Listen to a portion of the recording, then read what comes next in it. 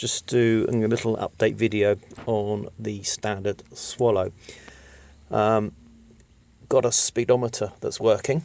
This is a modern electronic speedo that I have fitted a traditional dial to the front, and it's got its original needle. You can see the cutout for the display below. I think we can see a 17 miles showing. Not ideal, but as I don't have a speedometer drive from the gearbox end, I can't connect the speedo, so I've had to use a modern GPS speedometer, which is made in China, of course, and that works. I can see how fast I'm going. It's fairly accurate, and also I've got an odometer as well, which is a digital display, so that's okay.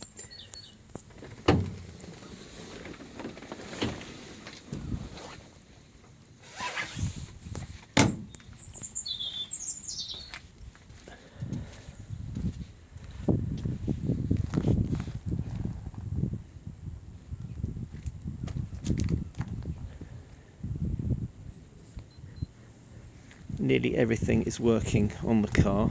The only things that aren't working are the passenger door window doesn't drop. Well, it does, it's just screwed shut at the moment because I'm missing the mechanism, which is a spring-loaded mechanism. The driver's door and the passenger door have got temporary glass in there at the moment, which has got a backing on it because it's just ordinary glass. I have got toughened glass to fit, which is get around to doing that shortly.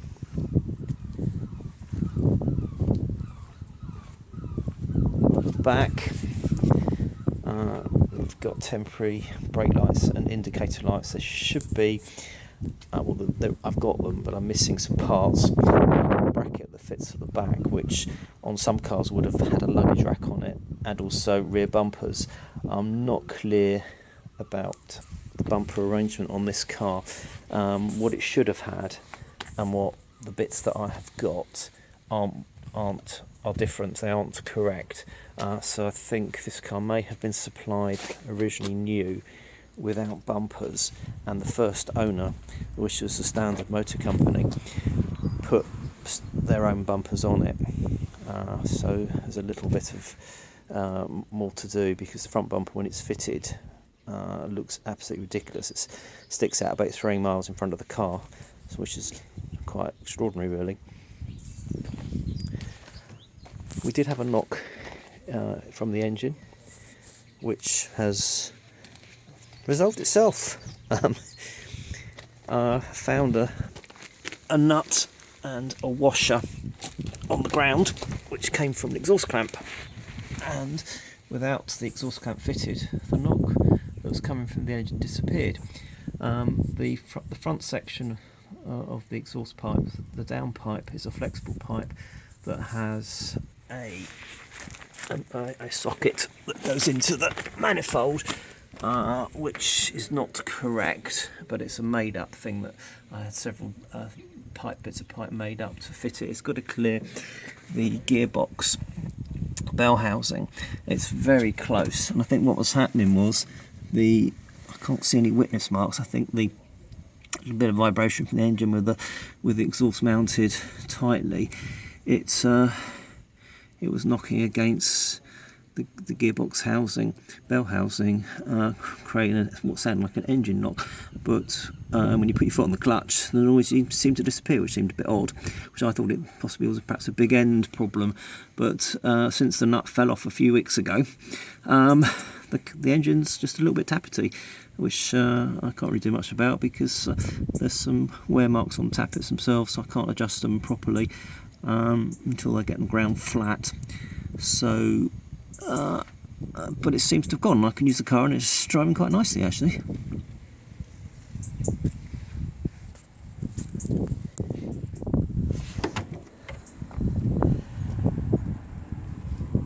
So looking at the interior, the car had a photo shoot a couple of weeks ago for a magazine, so they're doing an article on this car in a UK magazine.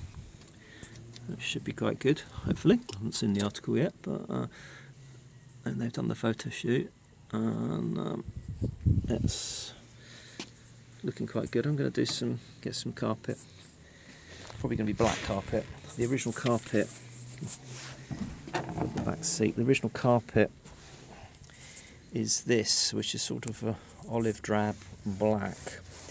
I don't really like it, but I can't really seem to find anything that's suitable. But as it's roughly 50% black, I could go black, or I could go olive drab. I think it's going to be easier to get a black rather than an olive drab. I prefer the olive drab on its own, but black will be a default situation, and it'll look a lot better, and I'll tidy it up. There's the bottom of the seat frames is covered with Rexine, which, as you can see, is completely worn away. So I've got some leather cloth to cover that, or it's vinyl actually. So that'll improve that. I'll just keep putting creams and things on the seat leather to get it supple. There should be carpet at the bottom of the doors. These are the original door trims that were badly stored, but I've put a bit of beeswax on the Rexine, and it seems to have given it a bit more supple. But so once the carpet's fitted, and it also has the pasting lace to go on the doors, which is I've got all of that. It's all very fragile, but once it's there, it'll be all right. The head lining is very fragile. It is rotten, but I'm loath to take it out because it is the original head lining. And what's nice about this car is apart from the carpets, the interior is original, and I don't really want to detract from that, because the other cars that survive, the other 5, don't have the level of originality on their interiors, so this will be the most original. The dashboard is a painted wood. This is a painted finish. It's a mahogany painted finish over a base wood. You can see there where the paint has chipped off, and I've given it a slight clean. I need to give it another clean to improve its appearance. But yeah, it's going to be kept more or less as it is, but clean. The surround is a painted surround, that's actually made by Lucas. The dashboard instruments made by Lucas. The speedometer and the clock are both Watford instruments. The amp meter is Joseph Lucas. The petrol gauge, this is a mechanical gauge, is a Smith's, and the oil pressure gauge is got Standard's own brand on it, but it's made by Eureka. So quite an eclectic mix of instruments on the instrument panel. Yeah, they're all slightly different, different letterings, and nothing really matches. It's quite funny, really. And hopefully my temporary gauge for the instrument for the speedometer, it'll do. It's more in keeping with what it would look like, which is horrendous, but it does look all right. So yeah, I'm probably going to paint the exterior, the aluminium. It's very poor condition. What's interesting is that you can see here when the car was painted, they painted it in the primrose yellow first all over, then they put the black on the top of that, so they didn't do the two halves. They painted it all one colour, and then when they picked the two-tone out, which in this case was black, they just applied it straight onto the primrose yellow. It's very faded. I mean, I did match the paint to an original paint that I found on the car. It was actually the best bit of paint I found was on a road wheel. The road wheels had been coated with another layer of paint, but that just peeled off, and once I took that back and cleaned it, it came out to this colour, which is actually around 1000. It's called beige green is what they call that. I think that's what it is.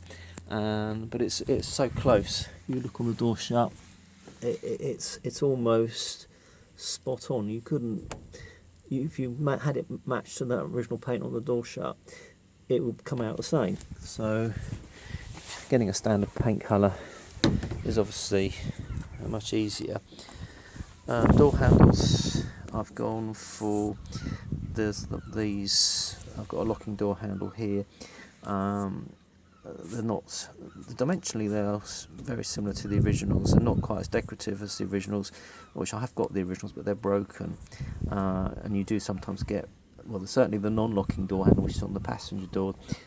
You get a non-locking one, which I did have, which I've had it passed on to somebody else who had a broken one that needed it, so I sold that on. But this the escutcheon here should be more decorative, and this should have a crease down the centre and be more angled. But you could actually strip the chrome off this and file it to the correct profile, and then have it re-chromed. But I don't think I'm going to bother with that. I had to put these rear mirrors on. The only place that I could get them to fit where they were usable was on the doors. I don't like them, but they're actually quite good for rear view traffic. Scuttle vents are temporarily on, they're weathered in, got a gasket on there which is still alright. Side lights at the front, these double up as indicators at the front. The headlights at the moment, I need to change the bulb holder in these. It's got a single pole for contact inside. I need to make it double pole so I can fit an LED headlamp bulb. We'll need to take out the this I don't know what you call it, but this decorative detail here, which says Biflex, has also, it's got a standard moniker up the top. Need to take that off because the bulb you have needs that space in which to project the light, because it's got its own lens in it. But I can always put it back at a different day. But I think it's more important to have nice, good headlights, which are LED. I've got a temporary radiator cap made of brass that fits. Trying to get an original one which is different to that. It's much wider and it drops down, but it's got the right thread on it. It's been cut to fit the neck of the radiator. It's got a female thread on the radiator, so that's a male thread on the cap itself, so it works. It does the job temporarily. I might put some nickel plate onto it to see how that goes. Just makes it look a little bit better. Yeah, so I've still got to seal the roof strip up here. This has got to come off again. It's going to have sealant underneath and then be refitted before it's painted. I didn't quite get the crease right here. It needs to be slightly sharper on there, slightly further back. It's quite hard to get it to fit that. They obviously did it in the factory, but the way I did it, it was quite hard. So it is what it is. You can't have everything perfect. And in some ways, if it was perfect, people think it was factory. At least this way, I think, oh, someone's done that, but they've done it in the right way, in the right style. This piece of trims is a new piece. That bit was missing. The holes, which are all over the place, are the factory holes. So they're aligned with the factory holes underneath that. It looks like they've done it in threes.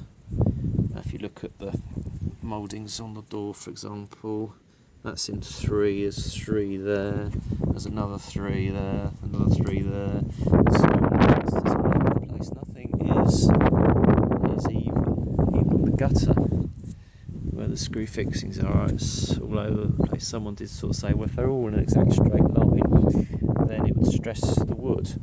Well, I'm not so sure about that. I think they probably just did it by eye and eyeballed it, and that's the outcome. Once it's painted, it won't be visible anyway.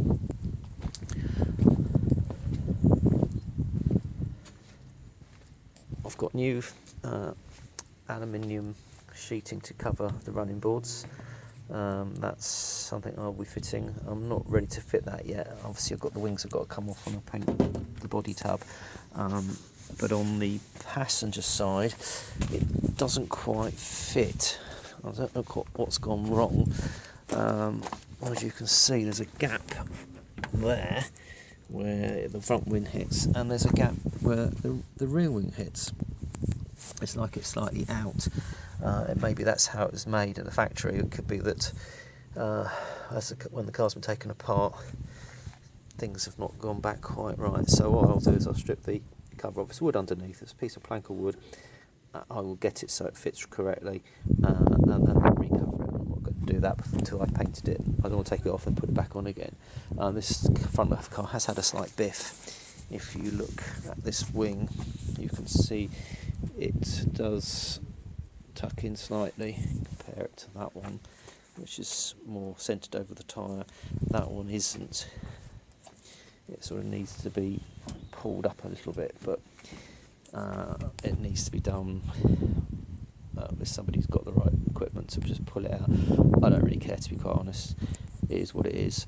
When you look at the front apron and you see how that fits in relation to the wings, if you look here, you'll see there's quite a gap there. And you look down here, it's tight. These are on the original holes on the chassis. Nothing's been changed. If you look at how the wing sits here against the cross member on the chassis, it fits like that on the other side. It's been cut out, so the body actually doesn't sit perfectly on the chassis. It's offset to one side, so they weren't very good at doing what they were doing. It's a bit hit and miss. If you look here, you can see the same detail as a cutout on the wing where it goes round, which again, if you look at that, you've got that there. So this wing here is further into the centre of the car, the other one's further out from the centre of the car, so it's not quite right on the chassis. It's slightly skewed. This bit here, which has got a bit of tape on it, the rubber membrane underneath that's for the sender for the fuel gauge. That's a mechanical sender. It's got a cable, and the actual gauge itself is got a cable to it, and that doesn't work at the moment because obviously it's not connected up, and the gauge, when it's disconnected, should read full because there's no weight on it, but it's reading 0 when you pull the little bit of, it's reading 0 when you pull the chain. Something's gone wrong with it, so I've got to take it to bits, and it's going back to front. It could be that the needle needs to be, I think probably what's happened is it's probably jumped on the, it's very simple inside, it's jumped on the cog. It's just a pulley wheel and a spring. Chain goes one way, the spring goes the other way, and as the arm moves down, then it reduces the load on the spring. The spring then pulls it back, so when it's in its default position, it should be showing full, and as soon as you start putting a load on it, it should start getting emptier, and then the needle should move around the gauge, but it doesn't. It works. It seems to be working backwards. So I think I know what the problem is. It's very simple inside. It couldn't be easier, really. So yeah. So that's where we're at the moment. The ignition controls and the throttle controls on the steering boss. That's not doing anything at all. It doesn't make any difference where the opposition that's in, because there's not a return spring on the mechanism. I don't know how it's supposed to go. There's no evidence of where it should be. But also there should be a little ratchet on here, and there's nothing, nor on that. So because when you move these,